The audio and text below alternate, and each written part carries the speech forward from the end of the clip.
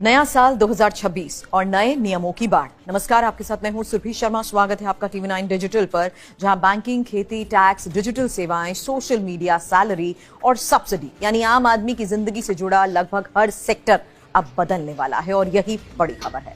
1 जनवरी 2026 से लागू होने वाले ये बदलाव लाखों नहीं, करोड़ों भारतीयों को सीधे प्रभावित करेंगे। आज इस रिपोर्ट में आपको एक एक नियम आसान भाषा में समझाएंगे। किसकी सैलरी बढ़ेगी, किसका पैसा अटक सकता है, कौन सा डॉक्यूमेंट नहीं हुआ तो काम रुक जाएगा, और किस डिजिटल प्लेटफॉर्म पर अब सख्ती बढ़ेगी। रिपोर्ट को अंत तक जरूर देखिएगा, क्योंकि सबसे पहले बात अब सरकारी कर्मचारी और पेंशन भोगियों की करने जा रहे हैं, जो करीब 5 करोड़ नहीं बल्कि 50 लाख कर्मचारी और 65 लाख पेंशनर्स, जिनकी नजरें टिकी हैं 8वें वेतन आयोग पर। केंद्र सरकार ने जनवरी 2025 में 8वें वेतन आयोग को मंजूरी दे दी थी, और अब उम्मीद है कि 1 जनवरी 2026 से इसे लागू भी किया जाएगा। लेकिन सबसे बड़ा सवाल एक और है, सैलरी कितनी बढ़ेगी। सूत्रों के मुताबिक फिटमेंट फैक्टर में 2.28 से 3 के बीच न्यूनतम वेतन 18,000 से बढ़कर 41,000 तक हो सकता है। जरा महंगाई भत्ते की बात करना भी यहाँ जरूरी है, क्योंकि अनुमान है कि जनवरी 2026 तक डीए 70% तक पहुंच जाएगा। इसे बेसिक सैलरी में मर्ज किया जाएगा। वैसे एक्सपर्ट्स तो ये भी कह रहे हैं कि टेक होम सैलरी में 25 से 30% तक की सीधी बढ़ोतरी भी संभव है। यानी सरकारी नौकरी वालों के लिए 2026 खुशखबरी लेकर आ सकता है। बात किसानों की, अगर आप या आपके परिवार में कोई पीएम किसान सम्मान निधि का लाभ ले रहा है तो ये जानकारी आपके लिए बहुत जरूरी है, क्योंकि जनवरी 2026 से उत्तर प्रदेश, बिहार, मध्य प्रदेश जैसे राज्यों में फार्मर आईडी अनिवार्य कर दिया जाएगा। अब ये फार्मर आईडी क्या है? सरकार की डिजिटल एग्रीकल्चर मिशन के तहत ही एग्री स्टेक का हिस्सा, जमीन के रिकॉर्ड से लिंक, फसल और किसान की पूरी डिजिटल प्रोफाइल। सीधा मतलब ये कि अगर फार्मर आईडी नहीं बनी तो पीएम किसान की 6,000 सालाना किश्त रुक सकती है।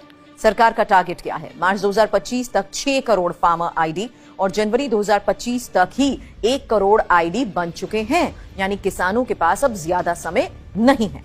बात बैंकिंग और लोन वालों की भी करना जरूरी है, क्योंकि अभी तक क्रेडिट स्कोर अपडेट होता है और 15 दिन में एक बार, लेकिन अप्रैल 2026 से हर 7 दिन में क्रेडिट स्कोर अपडेट होगा।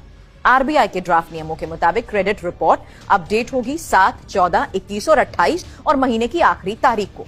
इसका फायदा किसे होगा? लोन अप्रूवल का इंतजार कर रहे लोगों को, ईएमआई भरने वालों को, नया क्रेडिट कार्ड लेने वालों को, और अगर आपने समय पर ईएमआई भरी है तो उसका असर 1 हफ्ते में स्कोर में भी नजर आएगा। इतना ही नहीं, एसबीआई, पीएनबी और एचडीएफसी जैसे बैंक ब्याज दरों में कटौती को लेकर भी बड़े फैसले ले रहे हैं। नई एफडी दरों का भी संकेत दे चुके हैं। एक बेहद अहम मुद्दा है पैन और आधार लिंकिंग का भी, क्योंकि डेडलाइन 31 दिसंबर 2025 है। अगर आपने लिंक नहीं किया है तो समझ लीजिए कि 1 जनवरी 2026 से पैन इनऑपरेटिव माना जाएगा। मतलब ये कि बैंक अकाउंट में दिक्कत होगी, टैक्स फाइल नहीं कर पाएंगे और रिफंड अटक सकता है। सरकारी योजनाओं का लाभ भी रुक सकता है। अगर देर से लिंक किया है तो 1,000 का फाइन लग सकता है, यानी 1,000 की लेट फीस।